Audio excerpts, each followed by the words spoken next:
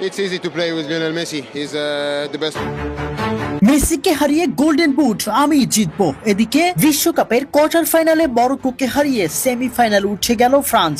1 গোল ও 1 assist করে একাই দলকে জয়ের পথে নেতৃত্ব দিলেন কিলিয়ান এমবাপ্পে এবং ম্যাচ শেষে নিজেকে সেরা প্রমাণের আত্মবিশ্বাসও দেখালেন তিনি। এমবাপ্পে বলেন, সুযোগ থাকলে মেসিকে ছাড়িয়ে যাব আমি, ফাইনাল খেলতে পারলে গোল্ডেন বুট আমারই হবে। কোয়ার্টার ফাইনালের গুরুত্বপূর্ণ ম্যাচে মরক্কোর বিপক্ষে মাঠে নেমেছিল দুইবারের বিশ্বকাপ জয়ী France. Kylian Mbappe, Michael Olise ও ওসমান ডেম্বেলেদের আক্রমণের সামনে যেন টিকতেই পারছিল না আশরাফ হাকিমিদের মরক্কো। তবে প্রথমার্ধে এমবাপ্পের পেনাল্টি মিসের কারণে গোল শূন্য সমতায় শেষ হয় প্রথম ৪৫ মিনিট। দ্বিতীয়ার্ধে মাঠে নেমেই দারুণ শুরু করে ফ্রান্স। একের পর এক আক্রমণ করলেও গোলের দেখা পাচ্ছিল না তারা। মরক্কোর গোলরক্ষক ইয়াসিন বুনোর দুর্দান্ত নৈপুণ্যে দীর্ঘ সময় পর্যন্ত ম্যাচে টিকে ছিল মরক্কো, কিন্তু এরপর এমবাপ্পের অসাধারণ ফিনিশিং এর সামনে আর রক্ষা হয়নি তাদের।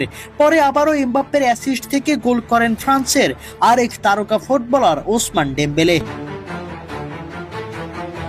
তবে সেসব ছাপিয়ে ম্যাচ শেষে ম্যান অব দ্য ম্যাচ হিসেবে সংবাদ সম্মেলনে হাজির হন কিলিয়ান এমবাপ্পে।